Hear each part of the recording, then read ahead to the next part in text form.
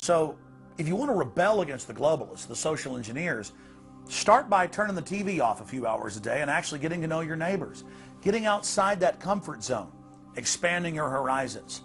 By coming together as communities, by getting to know our neighbors, we defeat the social engineers.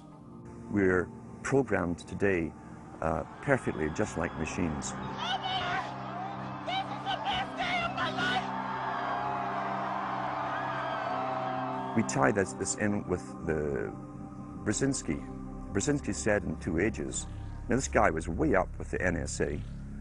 He's a master geopolitician. He admits he works in 20, 50-year periods to do with geopolitics in other countries. But he said himself, the public will shortly be unable to think or reason for themselves. He was meaning by that the form of information that was given to them, the type, the formulas that were in use then in the 1970s.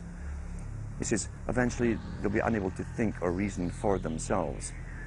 And eventually, he said, they will expect the media to do all their thinking and reasoning for them. Well, that's happened today. That's why people today can't think outside of the programming from television. Zbigniew Brzezinski, Obama's main foreign policy advisor, talks about how a cult of personality can be artificially manufactured to influence the masses. In the first months of my administration, to pull our economy... Oh, goodness.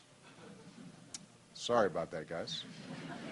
To pull our economy back from the brink, including the largest and most sweeping economic recovery plan in our nation's history. We're gullible, but we're also willingly gullible. We want a human being, a big daddy, to come along and make everything right for us. And as long as we believe that, we'll always basically get shafted. In addition to John, sorry, I just noticed that I jumped the gun here. Go ahead and move it up. I'd already introduced all you guys. It's the presidential reality show. But when it became an Oprah production, it became slick. You don't have a president, you have an actor.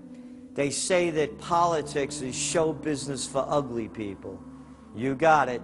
What am I going to tell the president when I tell him his teleprompter is broken? What will he do then? It's Obama's role to front for the international banking syndicate and to take all the heat for their unpopular agenda. It's his job to convince the American people that the buck actually stops at the White House. In Brzezinski's book, Between Two Ages, is that eventually we shall put presidents in who will have personality cults. We shall create massive personality cults for these people through the same techniques as Hollywood has used. Obama is that man today. The globalists, who know that Obama is going to promote their plan, want to make him such a superhero that nobody will question what he's doing. They'll be so preoccupied with who he is, or where he is, or what he's saying, or what he's wearing, or something like that. The idea of making him into a celebrity is very valuable because that way people are less inclined to ask, what is he doing? So that's very useful to these people. Similar plans of social control have been continuously carried out by operatives of the Ford Foundation, who Obama has worked for over the last 30 years. Many of the strategies used to control populations were originally developed by Edward Bernays, who coined the phrase public relations. Bernays said that if you manufacture an authoritative figure who repeats the same messages over and over, that this will appeal to the masses' subconscious desires. Yes, we can. The unwashed masses will helplessly follow the leader and go along with any message they spout. Yes, we can. Yes, we can. We shall overcome. Yes, we can. We will respond with that timeless creed that sums up the spirit of a people. Yes, we can. Thank you. Today, these exact techniques are being used with devastating effect against the general population. Obama is the latest version of 21st century mass mind control. The psych warfare engineers are counting on Obama to finish the plan they began decades ago.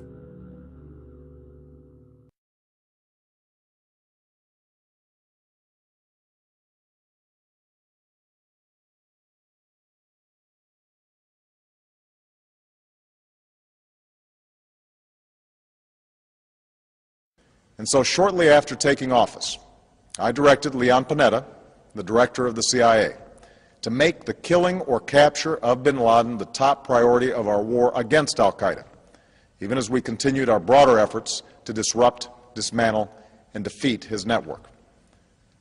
Then, last August, after years of painstaking work by our intelligence community, I was briefed on a possible lead to bin Laden. It was far from certain, and it took many months to run this thread to ground. I met repeatedly with my national security team as we developed more information about the possibility that we had located bin Laden hiding within a compound deep inside Pakistan. And finally, last week, I determined that we had enough intelligence to take action and authorized an operation to get Osama bin Laden and bring him to justice. Today, at my direction, the United States launched a targeted operation against that compound in Abbottabad, Pakistan. A small team of Americans carried out the operation with extraordinary courage and capability. No Americans were harmed. They took care to avoid civilian casualties. After a firefight, they killed Osama bin Laden and took custody of his body. For over 2 decades, bin Laden has been al-Qaeda's leader and symbol, and has continued to plot attacks against our country and our friends and allies. The death of bin Laden marks the most significant achievement to date in our nation's effort to defeat al-Qaeda. Yet his death does not mark the end of our effort. There is no doubt that al-Qaeda will continue to pursue attacks against us. We must, and we will, remain vigilant at home and abroad. In terms of these 3 people that you mentioned, were they members of or associated with the government? Yes, well, one of them is a very key figure in security. He's a former military officer. He is someone that has had dealings with Jaish-e-Mohammed, one of the banned groups, with Maulana Azhar, who was in an Indian jail for decapitating 3 British tourists and 3 American tourists.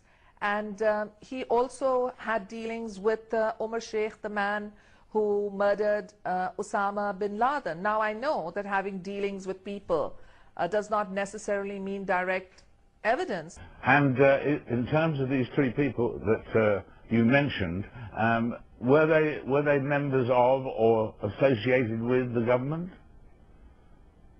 Yes, well, one of them is a very key figure in security. He's a former military officer.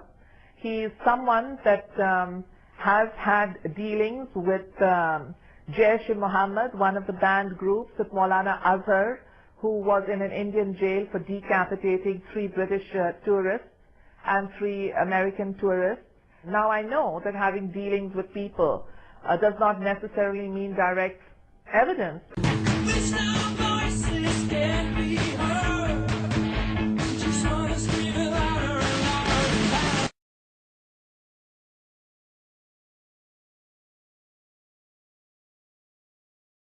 Ridiculous. Okay, let's talk about your BBC. I have a tape of a BBC reporter broadcasting directly back to England talking about a 3rd building has collapsed. World Trade Center Building 7 talks for 7 minutes. All the while she's talking, World Trade Center Building 7 is still standing right behind her. It didn't fall for another half hour, yet they were doing a pre-broadcast back to England that, yes, it's true, you need to that this building fell and it hadn't fallen yet. If you're trying to make out the British Broadcasting Company, one of the most respected news organisations in the world, was inventing huge buildings falling over, you need to have a break, Jesse. We'll come back after the break, and we'll talk about Israel and Iran. Are you kidding me? This is a fact, my friend.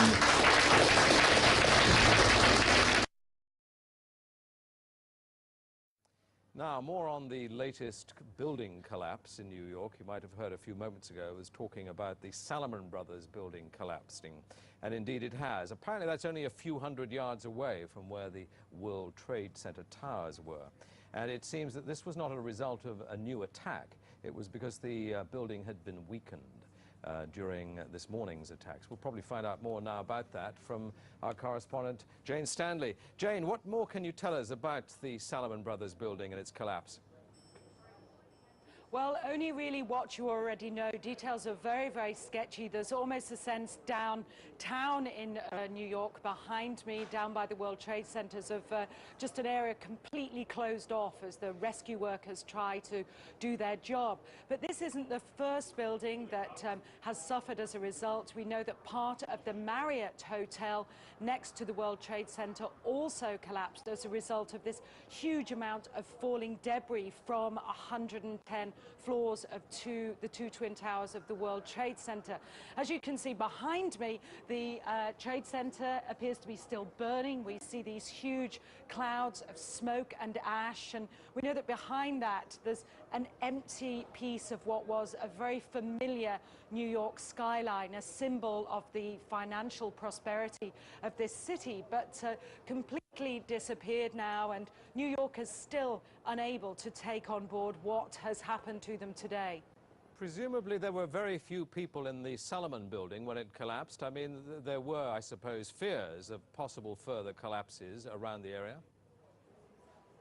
That's what you would hope, because this whole downtown area behind me has been completely sealed off and evacuated, apart from the emergency workers. That was done by the mayor, Rudy Giuliani, much earlier today because of, course, the dreadful collapse of the Twin Towers of the World Trade Center. But New York, very much a city still in chaos. The phones are not working properly, the subway lines are not working properly, and we know that down there near the World Trade Center there are 3 schools that are being turned into triage centers for emergency treatment. And I know that over in New York Harbor, where the famous Statue of Liberty is,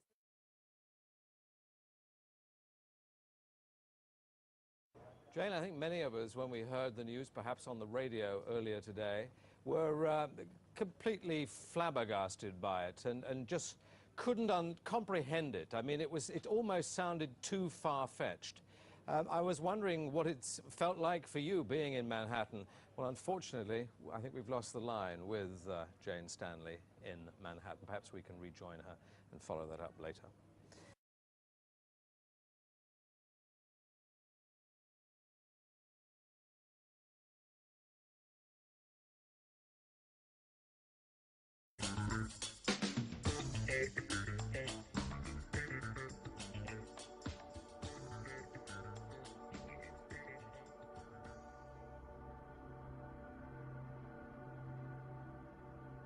Under this fractional reserve scheme, we inevitably become debt slaves to a ruling class of financial elite, not because they are better or smarter than anyone else, but because they have rigged the system to benefit themselves at the expense of most people on the planet.